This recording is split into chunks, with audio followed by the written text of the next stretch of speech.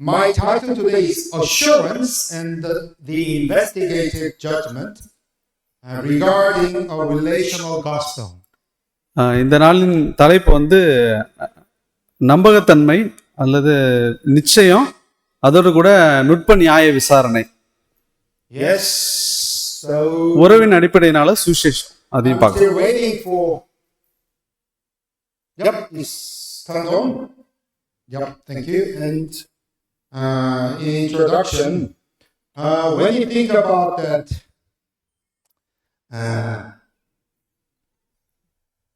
salvation, the assurance with judgment. ரட்சிப்பானது The assurance of salvation and God's judgment. ரட்சிப்பினுடைய நிச்சயம், இன்னொரு பக்கம் வந்து தேவனுடைய நியாய தீர்ப்பு. So we have some regarding this topic, we have some questions as Christians. கிறிஸ்தவர்களாக இந்த தலைப்பை குறித்து நம்மளுக்கு ஒரு சில கேள்விகள் இருக்கும். So we have the question which is, can I truly be sure of my salvation in the time of the investigative judgment before Christ's return? இந்த நுட்ப நியாய விசாரணை காலத்துல இருந்து வாழ்ந்து கொண்டிருக்க நமக்கு நம்மளுடைய ரட்சிப்பு குறித்ததான நிச்சயம் இருக்குதா இயேசு கிறிஸ்துவின் வருகைக்கு முன்பதாக, அதை குறித்து நம்ம சிந்திக்க இருக்கோம். Now, investigative judgment is quite familiar to our Seventh-day Adventist church members, but without Adventists, it's not familiar. நம்ம அட்வென்டிஸ்ட் மக்களா இருக்க நமக்கு வந்து நுட்ப நியாய விசாரணை அப்படின்னா அதை குறித்து நம்மளுக்கு ஒரு அறிவு இருக்குது. ஆனா அட்வென்டிஸ்ட் இல்லாதவர்களுக்கு அதை பத்தி அறிவு, அதை பத்தின புரிதல் இல்லாததான் இருக்கு. Okay, technically, I'm going to check once again.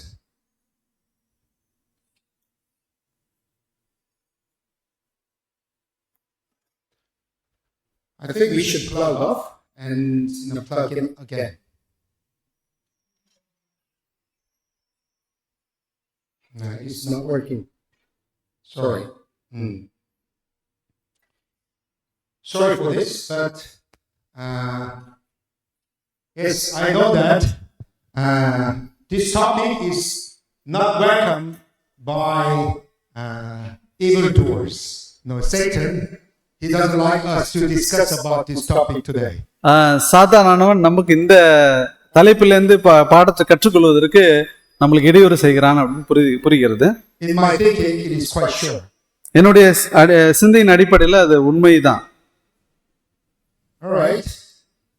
Now, can he come? Oh, amen. Amen. Yes. The question is that, can I truly be sure of my salvation in the time of investigative judgment? கேள்வி என்ன அப்படின்னா, நுட்ப நியாய விசாரணை காலத்துல வாழ்ந்து கொண்டிருக்க நமக்கு ரட்சிப்பின் நிச்சயம் இருக்குதா கிறிஸ்துவின் வருகைக்கு முன்பதாக? So some people they ask, where can we find that investigative judgment in the Bible? சிலர் கேள்வி கேட்பாங்க, எங்க நுட்ப நியாய விசாரணை குறித்து எங்க வேதத்துல கொடுக்கப்பட்டிருக்கு கேட்பாங்க. I like to open Daniel chapter 7. தானியேல் 7ஆம் அதிகாரத்துக்கு நம்ம திருப்பிக் கொள்வோம் வேதத்தை. Daniel chapter 7. தானியேல் 7ஆம் அதிகாரம் verse 10. Can you read it in Tamil? தானியேல் 7ஆம் அதிகாரம் வசனம் 10. அக்கினி நதி அவர் சந்நிதியிலிருந்து புறப்பட்டு ஓடினது, 1000 பேர் அவரை சேவித்தார்கள், கோடி பேர் அவருக்கு முன்பாக நின்றார்கள், நியாய சங்கம் உட்கார்ந்தது, புஸ்தகங்கள் திறக்கப்பட்டது. So this verse is very clear. Here it says, the court was seated and the books were opened. இந்த வசனத்துல மிகவும் தெளிவாக கொடுக்கப்பட்டிருக்கு, நியாய சங்கங்கள் உட்கார்ந்தது, நியாய சங்கம் உட்கார்ந்தது, புஸ்தகங்கள் திறக்கப்பட்டது. So investigative judgment understood that the process before Christ's return in which God reveals human lives openly. நுட்ப நியாய விசாரணை என்பது கிறிஸ்து வருகைக்கு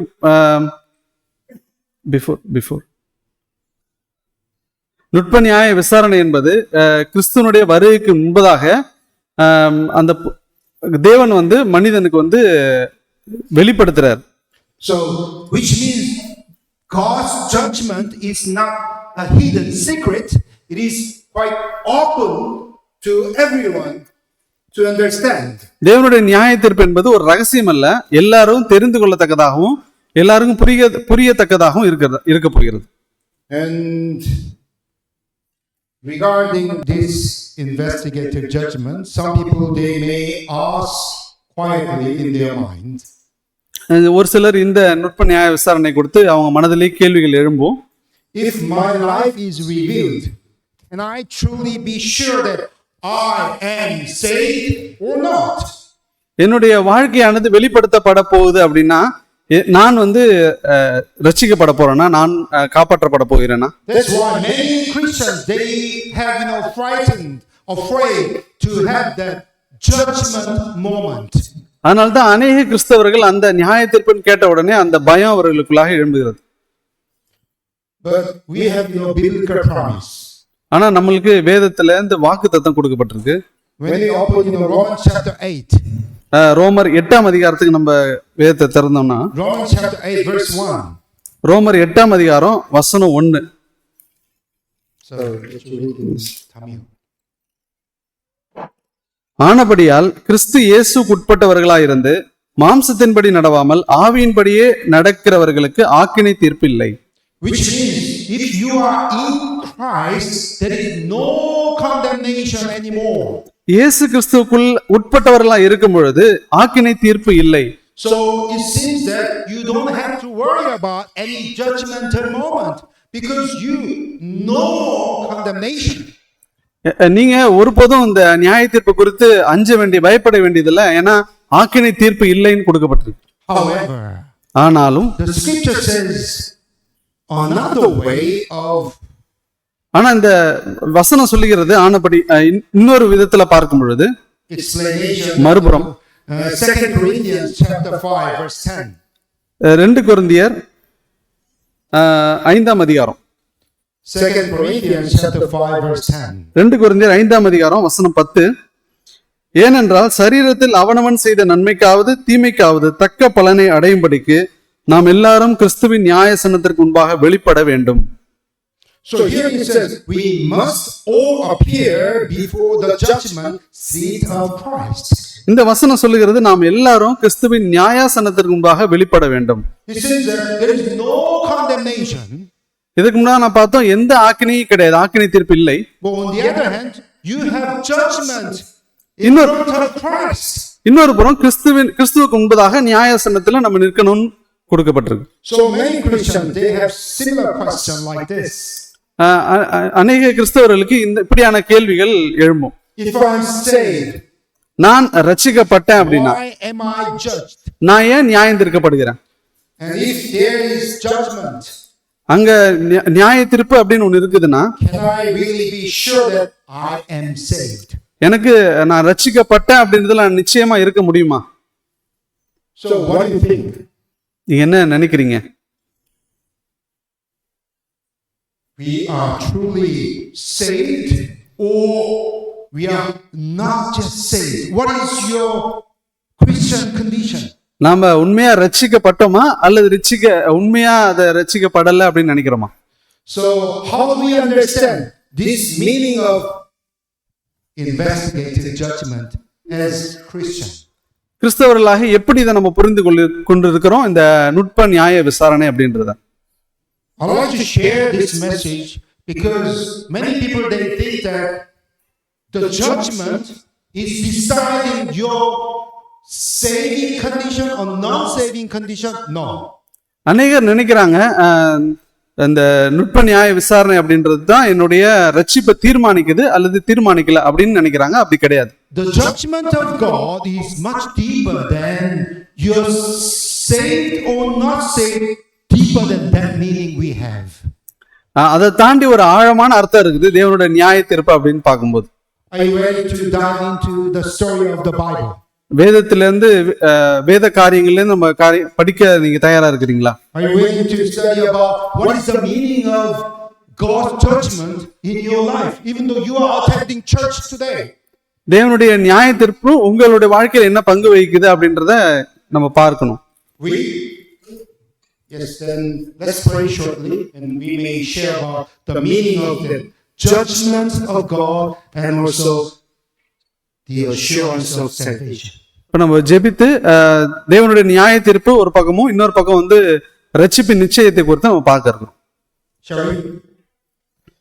Our loving Heavenly Father, எங்களை அதிகமா நேசிக்கிற பரம தகப்பனே, it is a very important moment இது ஒரு மிக முக்கியமான தருணம்.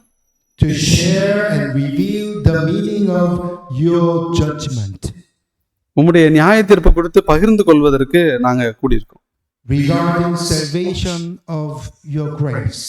உம்முடைய கிருபையினால ரட்சிக்கப்படுவது குறித்து பார்க்கிறோம். How should we understand எப்படி நாங்க புரிந்து கொள்ள வேணும்? the meaning of investigative judgment? நுட்ப நியாய விசாரணையுடைய அர்த்தத்தை எப்படி நாங்க புரிந்து கொள்ள வேணும்? Lord, touch my lips and also our translator Daniel's lips as well. போதகராகி என்னுடைய உதடுகளையும் மொழிபெயர்க்கிற தானியேலுடைய உதடுகளையும் தேவரீர் தாமே தொடும்படியாக ஜெபிக்கிறோம். We may deliver the word of God according to your guidance. தேவ செய்தியை உம்முடைய வழிநடத்துதலோடு நாங்க பகிர்ந்து கொள்ளணும். Please pour out your Holy Spirit. உம்முடைய பரிசுத்த ஆவியானவரை தயவாய் எங்க மேல பொழிந்தருளுங்க. Not only us, but also pour out your Spirit to all the congregation. எங்கள் மீது மட்டும் அல்ல, கூடியிருக்கிற சபையார் ஒவ்வொருவர் மீதும் உம்முடைய ஆவியானவர் பொழியப்படட்டும். Thank you for your promise. உம்முடைய வாக்குத்தத்தங்களுக்காக உமக்கு ஸ்தோத்திரிக்கிறோம். Thank you for your inspiring Holy Spirit. எங்களை வழி நடத்துகிற பரிசுத்த ஆவியானவருக்காக ஸ்தோத்திரிக்கிறோம். I pray all these things in the name of Jesus Christ. எல்லாத்தையும் கிறிஸ்து இயேசு நாமத்துல கேட்கிறோம். Amen. ஆமென்.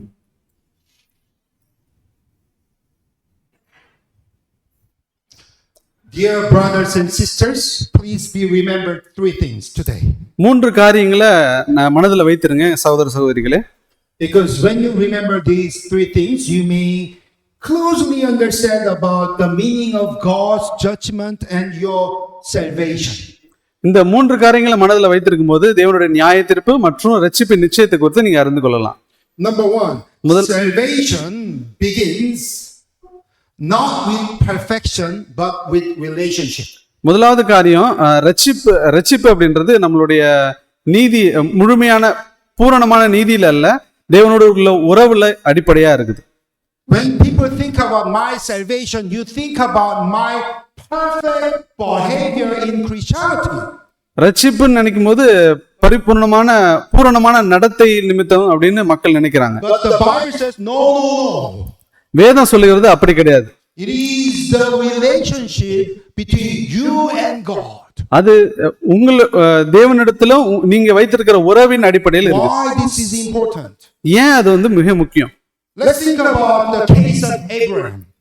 முதலாவது ஆபிரகாம் உடைய கதையில இருந்து பார்ப்போம். Okay, just when you open Genesis chapter 15. ஆதியாகமம் 15ஆம் அதிகாரத்துக்கு நம்ம திரும்பும்போது Genesis chapter 15 verse 6, it tells us very interesting words and expression, not only of there, also Romans chapter 4 as well. We are going to study together. ரோம 4ஆம் அதிகாரத்தை பிறகு பார்க்க போறோம். இப்ப இங்க 15ஆம் அதிகாரம் ஆதியாகமம் 6ஆம் வசனம், அவன் கர்த்தரை விசுவாசித்தான், அதை அவர் அவனுக்கு நீதியாக எண்ணினார். மீண்டும் வாசிக்கிறேன். ஆதியாகமம் 15ஆம் அதிகாரம் வசனம் 6, அவன் கர்த்தரை விசுவாசித்தான், அதை அவர் அவனுக்கு நீதியாக எண்ணினார். ஆபிரகாம் தேவனை விசுவாசித்தான். தேவன் பதிலளித்தார், நீ நீதிமான் அப்படின்னு.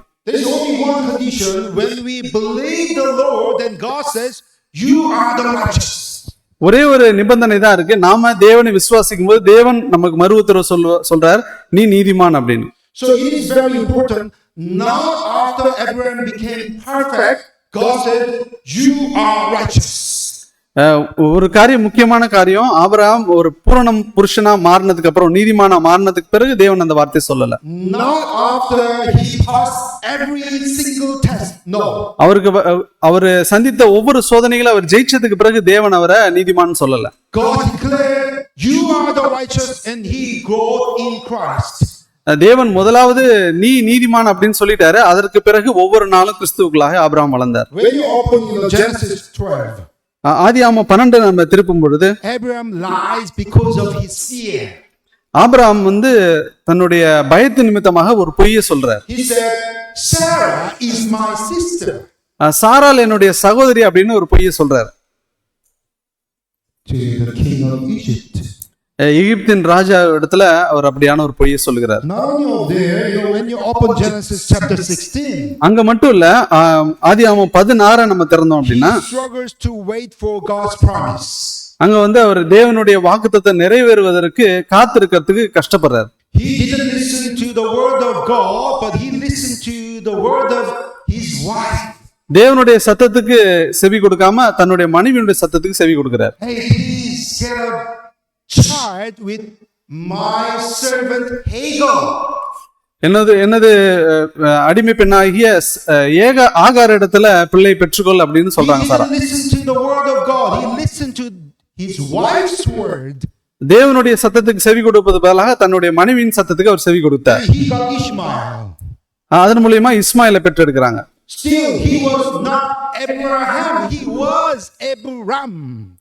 அந்த தருணம் வரையிலும் அவர் வந்து ஆபிராம் அப்படின்னு தான் அழைக்கப்பட்டார், ஆபிரகாம் என்று அழைக்கப்படல. But still, God keeps him as his true servant. He keeps says, "You are the righteous." அந்த நேரத்திலையும் தேவன் வந்து ஆபிரகாம்கிட்ட சொன்னது நீ நீதிமான் அப்படின்னு சொல்றார். Then Genesis chapter 17, ஆதியாகமம் 17ஆம் அதிகாரம் verse 5, he says, 5ஆம் வசனத்துல தேவன் சொல்லுகிறாங்க, இனி உன் பேர் ஆபிராம் என்னப்படாமல் நான் உன்னை திரளான ஜாதிகளுக்கு தகப்பனாக ஏற்படுத்தினபடினால் உன் பேர் Abraham என்னப்படும். Now God is calling him Abraham, not only Abram. இப்ப தேவன் ஆபிராம் சொல்றாரு, ஆபிராம் என்னப்படாமல் ஆபிரகாம் என்று உன்னை அழைக்கணும்னு சொல்றாங்க. Why? ஏன்? Why? ஏன்? Because Abraham's righteousness was not based on his perfect behavior and life. ஏன்னா ஆபிரகாமுடைய நீதியானது அவருடைய நன்னடத்தை நிமித்தமாகவும் அவருடைய பூர்ணமான வாழ்க்கையின் நிமித்தமாகவும் ஏற்பட்டது கிடையாது. But his righteousness before God on a relationship of faith with God. ஏன்னா அவருடைய நீதி எதன் அடிப்படையில் இருந்ததுன்னா தேவனோடு அவருக்கு இருந்த உறவு, அவருக்கு இருந்த விசுவாசத்தின் அடிப்படையில். If you have Bible, let's open Romans chapter 4. ரோமர் 4ஆம் அதிகாரத்துக்கு நம்ம வேதத்தை திருப்பிக் கொள்வோம். Apostle Paul, he explained about Abraham's condition as an example for our Christian life. அப்போஸ்தலர் பவுல் வந்து நம்மளுக்கு ஆபிரகாமுடைய வாழ்க்கையின் அடிப்படையில நம்மளுடைய கவனத்தை திருப்புறாங்க. He compared Abraham's faithful life with our faithful journey as well. ஆபிரகாமுடைய விசுவாச வாழ்க்கையும் நம்முடைய விசுவாச வாழ்க்கையும் ஒரு ஒப்பிட்டு அங்க பவுல் பேசுறாங்க. When you open Romans chapter 4 verse 1, can you read it? ரோமர் 4ஆம் அதிகாரம் வசனம் 1, அப்படியானால் நம்முடைய தகப்பனாகிய ஆபிரகாம் மாம்சத்தின்படி என்னத்தை கண்டடைந்தான் என்று சொல்லுவோம். Yes, he's our forefather of faith. Yes, he says. Pavul சொல்றார், அவர் வந்து நம்முடைய விசுவாசத்தின் தகப்பனா இருக்கிறார்னு சொல்றார். Verse 2. 2ஆம் வசனம் சொல்லுது, ரோமர் 4:2, ஆபிரகாம் கிரியைகளினாலே நீதிமானாக்கப்பட்டானாகில் மேன்மை பாராட்ட அவனுக்கு ஏது உண்டு, ஆகிலும் தேவனுக்கு முன்பாக மேன்மை பாராட்ட ஏதுவில்லை. Which means he did not justify by his works.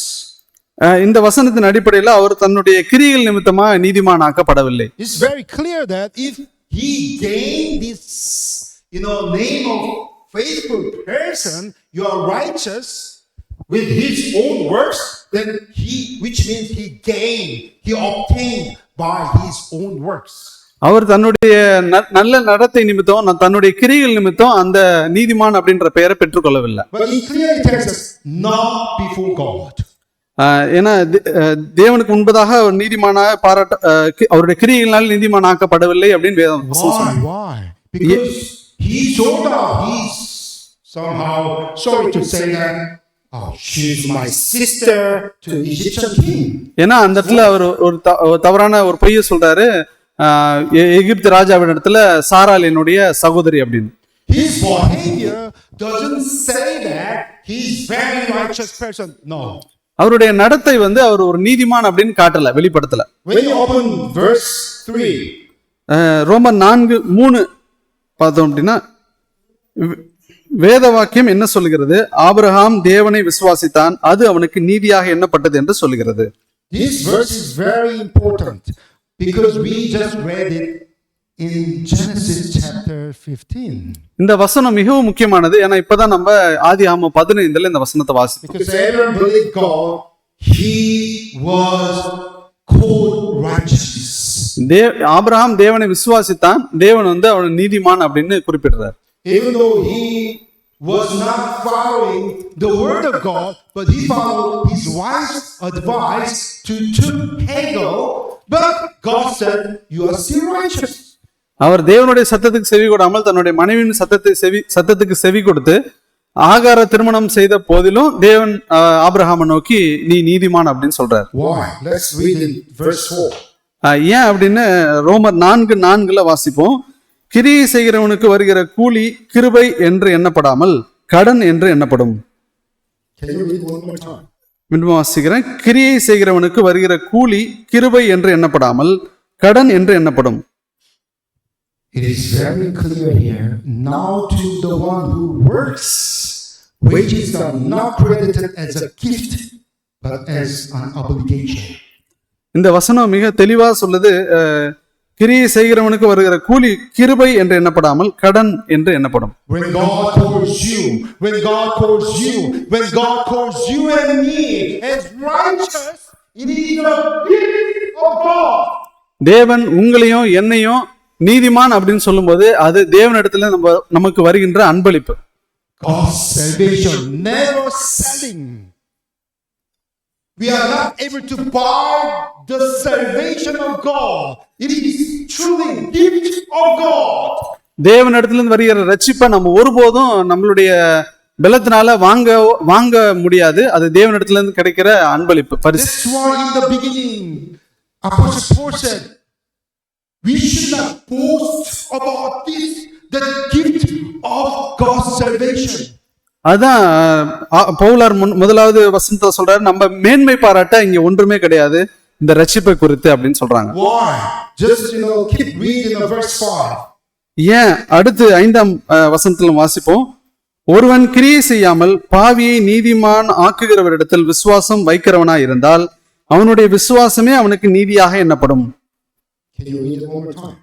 5ஆம் வசனம், ஒருவன் கிரியை செய்யாமல் பாவியை நீதிமான் ஆக்குகிறவரிடத்தில் விசுவாசம் வைக்கிறவனாய் இருந்தால் அவனுடைய விசுவாசமே அவனுக்கு நீதியாக எண்ணப்படும். Amen. However, to the one who does not work but trusts God who justifies the ungodly. ஒருவன் கிரியை செய்யாமல் பாவியை நீதிமான்கள் ஆக்குகிறவரிடத்தில் விசுவாசம் வைக்கிறவனாய் இருந்தால் அவனுடைய விசுவாசமே அவனுக்கு நீதியாக எண்ணப்படும். God justifies, you are righteous because you are godly people. தேவன் உங்களை நீதிமான்கள் என்று தீர்க்கிறார், ஏன்னா நீங்க தேவனுடைய பிள்ளைகள். God calls me as church pastor because I'm only the righteous? No. தேவன் என்ன சபை போதகர் நீதிமான் என்று சொல்றாரா அப்படின்னா அது என்னுடைய நீதி நிமித்தம் அல்ல. Because God calls me as church pastor because I'm one of ungodly person. No. தேவன் என்ன போதகரா இங்க நியமித்திருக்கிறார் அப்படின்னா நீதிமான அடிப்படையில் இல்ல, நான் தேவன் நீதி அற்றவன் அப்படின்ற அடிப்படையில். Therefore I'm not able to boast I'm the church pastor, you are only lay members. No, because it is the gift of God. தேவனிடத்துல இருந்து அது எனக்கு கிடைக்கிற அன்பளிப்புன்றதுனால நான் சபை போதகர், நீங்களாம் சபை மெம்பர்கள் உறுப்பினர்கள் சொல்லி மேன்மை பாராட்டுறதுக்கு எனக்கு ஒண்ணுமே கிடையாது. In the church setting, in the biblical setting, சபை அடிப்படையில வேதத்தின் அடிப்படையில no one stand above than any other person. No. ஒருவரும் ஒருவருக்கு இன்னொருவருக்கு மேல் அப்படின்னு கிடையவே கிடையாது. We are only ungodly people, including me. நம்ம எல்லாமே தேவன் அற்றவர்களா இருக்கிறோம், என்னையும் சேர்த்து. But God called us. ஆனா தேவன் நம்மை அழைத்திருக்கிறார். God is calling us. தேவன் நம்மளை பிடித்து வைத்திருக்கிறார். God calls us, you are the righteous. தேவன் நம்மை அழைக்கிறார், நீ நீதிமான் அப்படின்னு. My ungodly people. என்னுடைய பரிசுத்தமற்ற மக்களே. It's very strange. இது மிகவும் புதிரான ஒரு காரியம். Let's open when you open chapter 20 in Genesis, you can see another story of Abraham. ஆதியாகமம் 20ஆம் அதிகாரத்துல இன்னொரு காரியத்தை ஆபிரகாமுடைய கதையிலிருந்து பார்க்கிறோம். He said, "Oh, my wife is my sister again." மறுபடியும் ஆபிரகாம் இந்த இடத்துல சொல்றாரு, அவருடைய மனைவிய சகோதரி அப்படின்னு சொல்றாரு. The city of Gerar, the king Abimelech, and he said to him, Abraham, "Oh, she's my sister."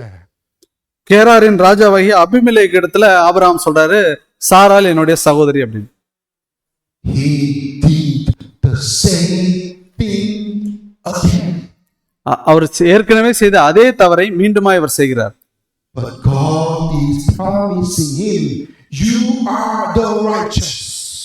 ஆனா தேவன் அவருக்கு வாக்குத்தத்தம் பண்றாரு, நீ நீதிமான் அப்படின்னு. When we open Ellen White, Faith and Works, page 101. விசுவாசமும் கிரின்ற அந்த புஸ்தகத்திலிருந்து எல்லன் வெட்டி வர சொல்றாங்க. Remember, righteousness is obedience to the law.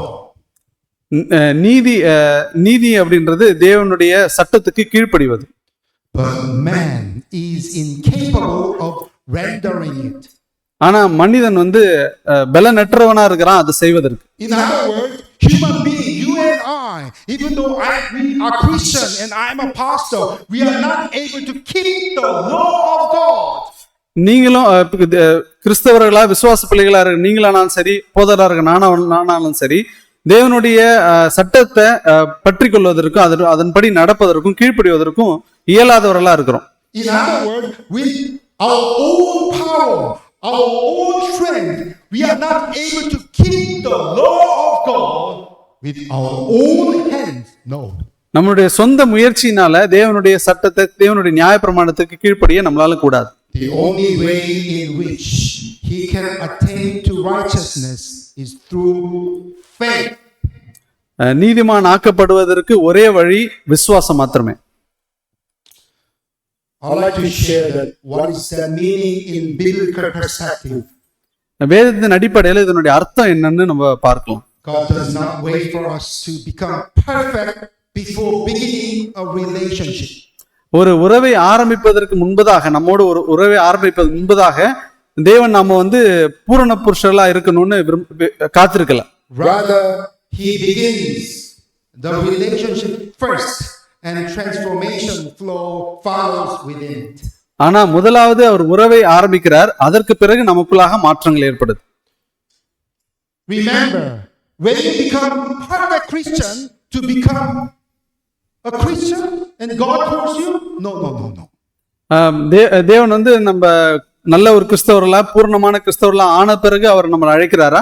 அப்படி கிடையாது. Especially Sister Amala, remember that God is calling you not because you are perfect Christian, ready. No. விசேஷமாக சகோதரி அவர்களே, நீங்க நினைத்துக்கொள்ளுங்க, தேவன் நீங்க பூரணமா இருக்கிறதுனால உங்களை அழைக்கிறாரா? அப்படி கிடையாது. God is calling us have an relationship first. முதலாவது தேவன் நம்மள ஒரு உறவுக்காக அழைக்கிறாங்க. And in this relationship we have the transformation in Christ. அந்த உறவுக்குள் நாம் நிலைத்திருக்கும் பொழுதுதான் தேவனுக்குள்ளாக நம்ம மறுரூபப்படுகிறோம். So don't misunderstand. God calls first and there is big barrier and we may have transformation. No. தவறா புரிந்து கொள்ள வேணா, தேவன் அழைக்கிறாங்க, அப்புறம் அதுல இருந்து வெளியே நம்ம மாற்றம் அடைகிறோம் அப்படின்னு நினைக்காதீங்க. God calling first, but within that calling தேவன் நம்மளை அழைக்கிறாங்க, ஆனா அந்த அழைப்பிற்குள்ளாக we have that transformation together. நம்ம தேவனோடு அந்த மாற்றத்தை அனுபவிக்கிறவர்களா, வளர்றவர்களா இருக்கிறோம். And second, remember, இரண்டாவது காரியம் நம்ம மனதில் வைத்திருக்க வேண்டியது, assurance comes from relationship with God. ரட்சிப்பின் நிச்சயம் தேவனோடுக்குள்ள அந்த உறவின் அடிப்படையில் நம்மளுக்கு வருது. So how can I be assured my salvation? நான் எப்படி அந்த ரட்சிப்பின் நிச்சயத்துல வளருது? It is based upon your relationship with God. அது நமக்கு உங்களுக்கு தேவனோடு உள்ள உறவின் அடிப்படையில் இருக்குது. In the church we have different stage or level of Christian faith. விசுவாசம் அப்படின்னும் போது வெவ்வேறான படிநிலைகள் நமக்கு இருக்குது. Why? We don't have the same spiritual condition. No. நம்ம ஒவ்வொருவரையும் பார்க்கும்போது ஒரே மாதிரியான விசுவாச நிலை நமக்கு இல்ல. Some are strong. ஒரு சிலர் விசுவாசத்துல பலப்பட்டிருக்காங்க, ஒரு சிலர் பலவீனப்பட்டிருக்கிறாங்க, some are still growing. ஒரு சிலர் அனுதினமும் வளர்ந்து கொண்டே இருக்கிறாங்க. Why? When you open John chapter 2. First John. From Apostle John. 1 யோவான் 1 John chapter 2. 1 யோவான் 2ஆம் அதிகாரம் Verse 12 to 14. வசனம் 12லிருந்து 14 வாசிப்போம். பிள்ளைகளே, அவருடைய நாமத்தின் நிமித்தம் உங்கள் பாவங்கள் மன்னிக்கப்பட்டிருக்கிறதுனால் உங்களுக்கு எழுதுகிறேன். பிதாக்களே, ஆதி முதல் இருக்கிறவரை நீங்கள் அறிந்திருக்கிறதுனால் உங்களுக்கு எழுதுகிறேன். வாலிபரே, பொல்லாங்கனை நீங்கள் ஜெயித்ததினால் உங்களுக்கு எழுதுகிறேன். பிள்ளைகளே, நீங்கள் பிதாவை அறிந்திருக்கிறதுனால் உங்களுக்கு எழுதுகிறேன். பிதாக்களே, ஆதி முதல் இருக்கிறவரை நீங்கள் அறிந்திருக்கிறதுனால் உங்களுக்கு எழுதியிருக்கிறேன். வாலிபரே, நீங்கள் பலவான்களா இருக்கிறதுனாலும் வேத வசனம் உங்களில் நிலைத்திருக்கிறதுனாலும் நீங்கள் பொல்லாங்கனை ஜெயித்ததினாலும் உங்களுக்கு எழுதியிருக்கிறேன். As he says, Apostle John mentioned children. யோவான் அப்போஸ்தலர் குறிப்பிடுறாரு, பிள்ளைகளே, வாலிபரே அப்படின்னு குறிப்பிடுறாரு, தகப்பன்மார்களே அப்படின்னு குறிப்பிடுறாங்க. And also when you open Romans chapter 14, ரோமர் 14ஆம் அதிகாரம் verse 1, Romans chapter 14 verse 1. ரோமர் 14 வசனம் 1, விசுவாசத்தில் பலவீனம் உள்ளவனை சேர்த்துக் கொள்ளுங்கள், ஆனாலும் அவனுடைய மன ஐயங்களை குற்றமாய் நிர்ணயிக்காமல் இருங்கள். Apostle Paul mentioned, strangely, we have that weak faith. பவுலார் இவ்வாறு சொல்றாங்க, பலவீனம் உள்ளவர்கள் அப்படின்னு சொல்றாங்க, விசுவாசத்தில் பலவீனம் உள்ளவர்கள்ன்றாங்க. He says, accept the one whose faith is weak. விசுவாசத்தில் பலவீனம் உள்ளவனை சேர்த்துக் கொள்ளுங்கள் அப்படின்னு பவுலார் சொல்றார். So let's open 1 Corinthians chapter 3. 1 கொரிந்தியர் 3ஆம் அதிகாரத்துக்கு நம்ம வேதத்தை திருப்போம். 1 கொரிந்தியர் 3:1, மேலும் சகோதரரே, நான் உங்களை ஆவிக்குரியவர்கள் என்று எண்ணி உங்களுடனே பேசக்கூடாமல் மாம்சத்துக்குரியவர்கள் என்றும் கிறிஸ்துவுக்குள் குழந்தைகள் என்றும் எண்ணி பேச வேண்டியதாயிற்று. He says, brothers and sisters, I could not address you as people who live by the Spirit, but as people who are still worldly. மேலும் சகோதரரே, நான் உங்களை ஆவிக்குரியவர்கள் என்று எண்ணி உங்களுடனே பேசக்கூடாமல் மாம்சத்துக்குரியவர்கள் என்றும் கிறிஸ்துவுக்குள் குழந்தைகள் என்றும் எண்ணி பேச வேண்டியதாயிற்று. Is there any Christian, worldly Christian and godly Christian? கிறிஸ்தவர்கள் அப்படின்னும் போது மாம்சத்துக்குரியவர்கள் ஆவிக்குரியவர்கள் இரு பிரிவு இருக்குதா? It seems yes, we have mere infants in Christ. நமக்கு அதே போல நமக்கு கிறிஸ்துவுக்குள் குழந்தைகள் இருக்கிறாங்க. So in other words, the Bible openly recognizes that there are different spiritual conditions. வேதம் இவ்வாறாக சொல்லுகிறது, விசுவாச அளவுல வெவ்வேறான அளவுகோல்கள் இருக்குது அப்படின்னு வேதம் சொல்லுது. So sometimes we misunderstand that pastor has very higher stage and condition of spirituality. சில நேரங்கள் நம்ம நினைக்கக்கூடும், போதகர் அப்படின்னும் போது விசுவாசத்துல அவர் ரொம்ப பலம் உள்ளவர் அப்படின்னு நினைப்போம். But I can tell you, ஆனா என்னால உங்கள்ட்ட ஒரு காரியம் சொல்ல முடியும்.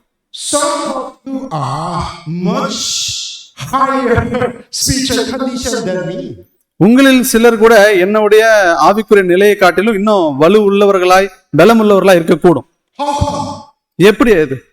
When you have very close relationship with God, much closer than me, then you have higher spiritual condition than me, even though I'm a church pastor.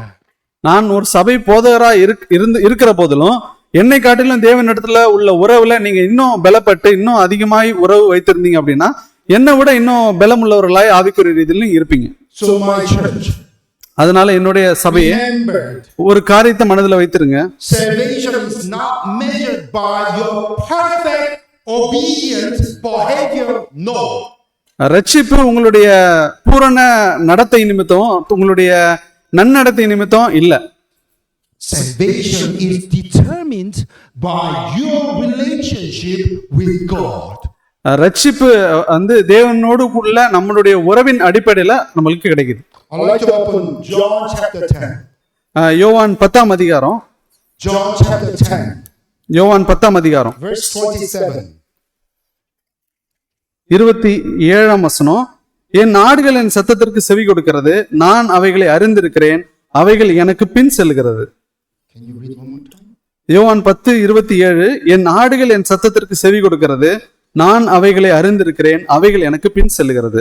Jesus says, he doesn't say that I know perfect Christian. No. இயேசு கிறிஸ்து எனக்கு பூரணமான கிறிஸ்தவர்கள் தெரியும் அப்படின்னு சொல்லல. Jesus said, I know those who are in me belong to me. I know them. யார் என்னை சார்ந்திருக்கிறாங்களோ என்னுடையவர்கள் யாரோ அவர்களே நான் அறிந்திருக்கிறேன்னு இயேசு கிறிஸ்து சொல்றாங்க. Verse 28 continues. 28ஆம் வசனம் இவ்வாறா சொல்லுது, நான் அவைகளுக்கு நித்திய ஜீவனை கொடுக்கிறேன், அவைகள் ஒரு காலம் கெட்டு போவதில்லை, ஒருவனும் அவைகளை என் கையிலிருந்து பறித்துக் கொள்வதும் இல்லை. If you have relationship with God, உங்களுக்கு தேவனோடு ஒரு உறவு இருக்குது அப்படின்னா, if you have true relationship with God, தேவனோடு உண்மையான உறவு உங்களுக்கு இருக்குது அப்படின்னா, God knows you better than what we know you. மனிதர்களாகிய நாங்கள் உங்களை அறிந்திருப்பது காட்டிலும் தேவன் உங்களை அதிகமாய் அறிந்திருக்கிறார். I'd like to open, Ellen White's Steps to Christ, page 100. It says, கிறிஸ்துவுடன் செல்லும் படிகள்ல இருந்து நம்ம எலிஜபெத் சொல்றாங்க, God deals with each soul as though there were not another soul upon the earth. தேவன் ஒவ்வொரு ஆத்மாவிடமும் தனித்தனியாய் செயல்படுகிறார். வேற ஒரு ஆத்மாவே இல்லை அப்படின்னு சொல்ற அளவுக்கு ஒவ்வொரு ஆத்மாவிடத்திலையும் தனித்தனியா அவர் செயல்படுகிறார்னு பார்க்கிறோம். Even though there is only one person like you and me, only one person, God will die. God died on the cross. As he died on the cross. உங்களையும் என்னையும் போல ஒவ்வொரு தனித்தனி நபர்களுக்காகவும், தனி நபரா இருந்தாலும் அந்த தனி நபருக்காக இயேசு கிறிஸ்து சிலுவையில தன்னை பலியாக கொடுத்தார். So my church, அதனால என்னுடைய சபையே, assurance does not come from comparison. ரட்சிப்பின் நிச்சயம் ஒப்பிட்டு பார்ப்பது நிமித்தம் வருவது கிடையாது.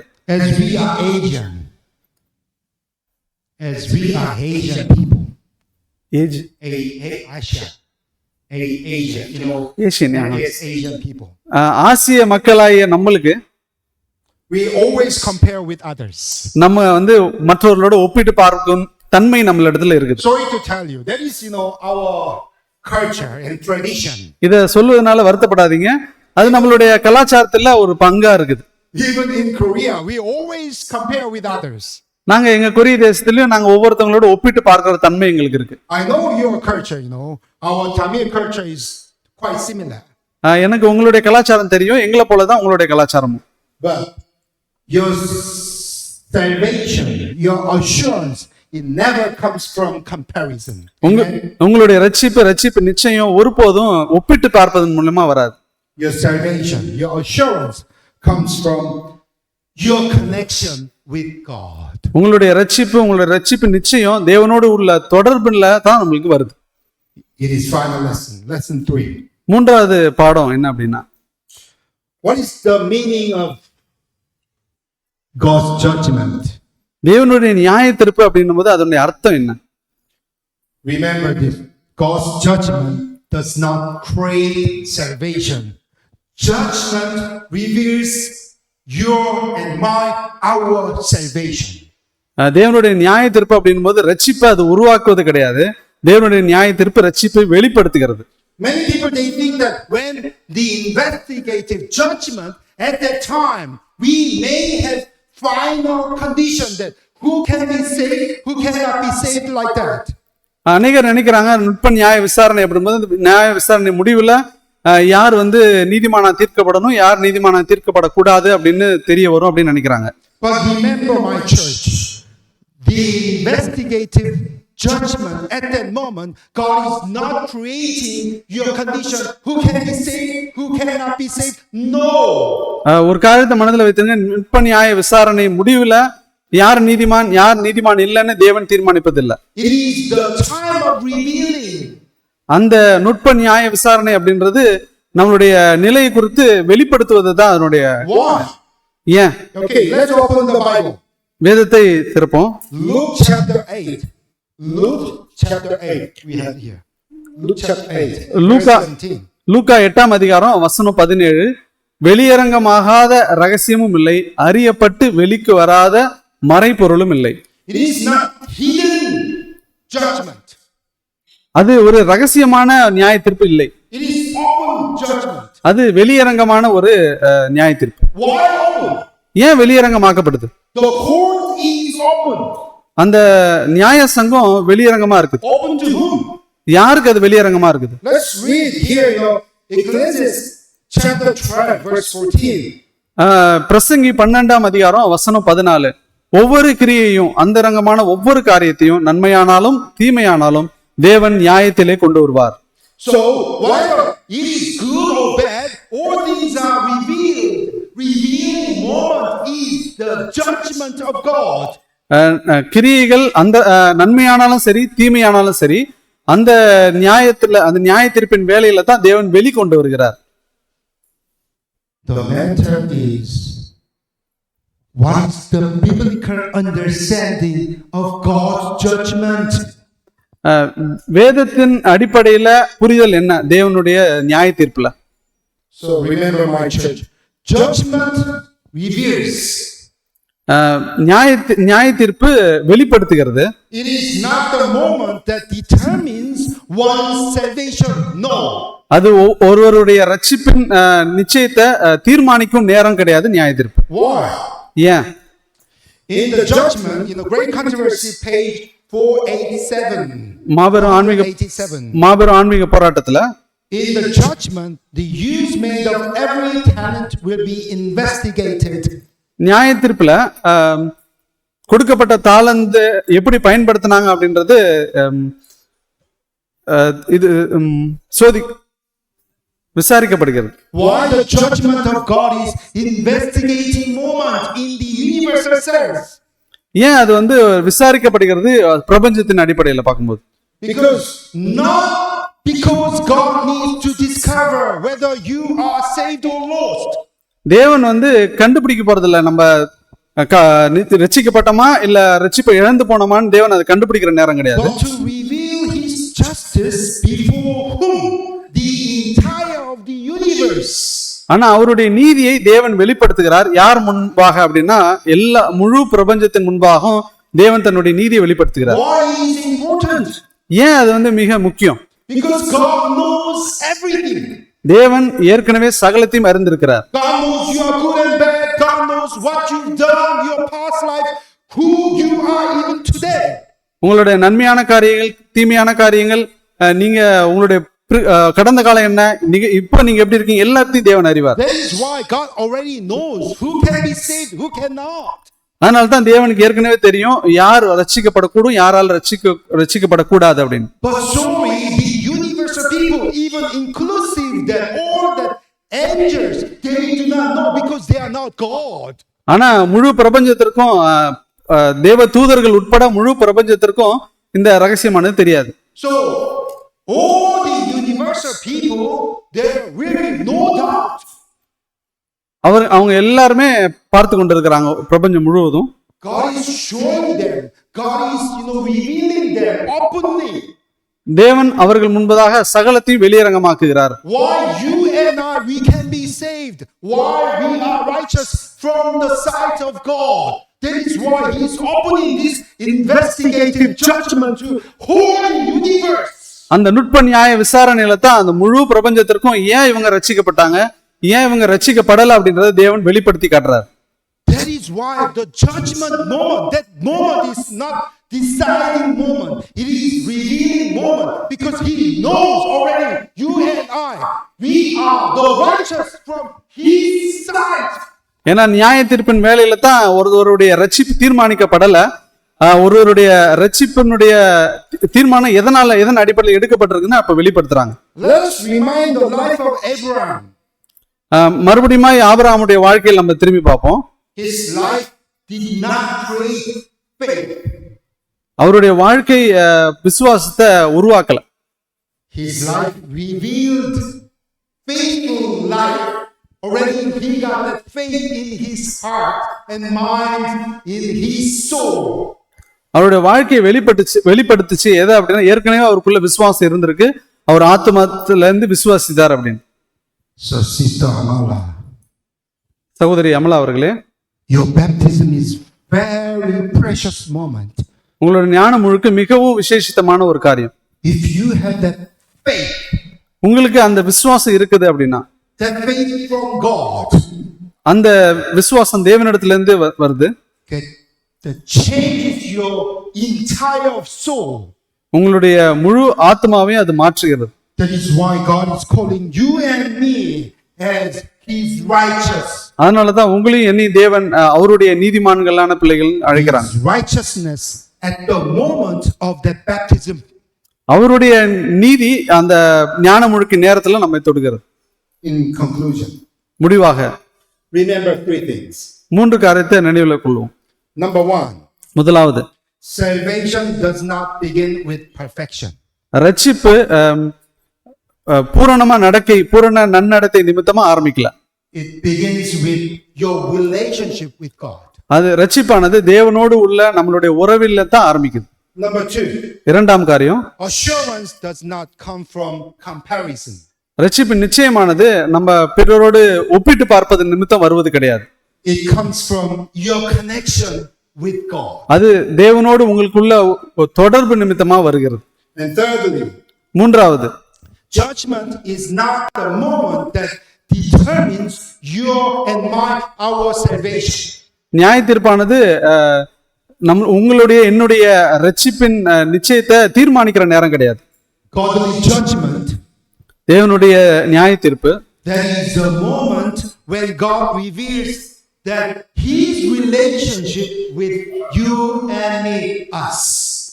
தேவனோடு உங்களுக்குள்ள எனக்குள்ள உறவை தேவன் வெளிப்படுத்துகிற நேரம் தான் அந்த நியாய தீர்ப்பின் நேரம். Therefore is my final question. இதான் என்னுடைய கடைசியான ஒரு கேள்வி. Let us not follow this wrong question. இந்த தவறான கேள்விக்கு பின்னாடி நம்ம போக வேணாம். Am I perfect enough in God? No, that kind of question is not needed. நான் தேவனுக்குள்ள பூரணமானவனா இருக்கிறேனா அந்த கேள்வி நமக்குள்ள இருக்க கூடாது. You always ask God that, am I in Christ? Am I belong to Christ or not? That will be your question and also my question in Christianity. நம்ம கேட்க வேண்டிய கேள்வி, நான் கிறிஸ்துவுக்குள்ளாக இருக்கிறேனா, கிறிஸ்துவை சார்ந்தவனா நான் இருக்கிறேனா அப்படின்றதா உங்களுடைய என்னுடைய கேள்வியா இருக்க வேணும். Therefore judgment is not fearful moment. அதனால நியாய தீர்ப்பின் நேரமானது ஒரு பயமுறுத்துகிற நேரம் கிடையாது. Godly judgment, that is the moment your salvation revealing moment. நியாய தீர்ப்பு நேரம் தான் உங்களுடைய என்னுடைய ரட்சிப்பின் நிச்சயத்தை வெளிப்படுத்துகிற நேரம். So you must be joyful at the moment of God's judgment. அதனால அந்த நியாய தீர்ப்பின் வேளையில நம்ம மனமகிழ்ச்சியா இருக்க அழைக்கப்படுகிறோம். Amen. Amen. Yes. God is calling you and me. தேவன் உங்களையும் என்னையும் அழைக்கிறாங்க. Are you willing to hold his hand? அவருடைய கரத்தை பற்றிக்கொள்ள நீங்க தயாரா இருக்கிறீங்களா? God is coming. தேவன் வருகிறார். Would you like to wait for the judgment of God? தேவனுடைய நியாய தீர்ப்புக்காக நீங்க காத்திருக்க விரும்புறீங்களா? Because it is your moment, your revealing moment, that your relationship with God. Amen. தேவனோடு உள்ள உங்களுடைய உறவை வெளிப்படுத்தும் நேரம் தான் அந்த நியாய தீர்ப்பு நேரம். If you are willing to come, you are willing to see the coming of Christ soon, then please rise. நீங்க கிறிஸ்துவனுடைய வருகையை பார்ப்பதற்கு சித்தம் கொண்டு இருக்கிறீங்கன்னா தயவாக எந்திரிக்கும்படி கேட்டுக்கொள்கிறேன். I'd like to pray for you. உங்களுக்காக ஜெபிக்க விரும்புறேன். Our loving Heavenly Father, எங்களை நேசிக்கின்ற எங்க பரம தகப்பனே, help us to live not in our own perfection. எங்களுடைய சொந்த பூரணமான நடத்தை நிமித்தம் நாங்க வாழ எங்களை விடாதீங்க. But help us to live in relationship with God. ஆனா உங்களோடு உறவுல நாங்க வாழ எங்களுக்கு கற்றுதாங்க. Even in our weakness. எங்களுடைய பலவீனத்தின் மத்தியிலும் Help us remain in Christ. நாங்க கிறிஸ்துவுக்குள் நிலைத்திருக்க எங்களுக்கு உதவி செய்யுங்க. So that we may have that godly assurance in salvation.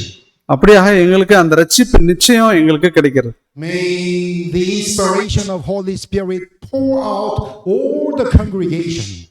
பரிசுத்த ஆவியான் வழிநடத்துதல், அந்த பரிசுத்த ஆவியானவர் சபையில் இருக்கிற ஒவ்வொரு சபை அங்கத்தினர் மேலேயும் ஊற்றப்படட்டும். So that we may not fear for the moment of God's judgment.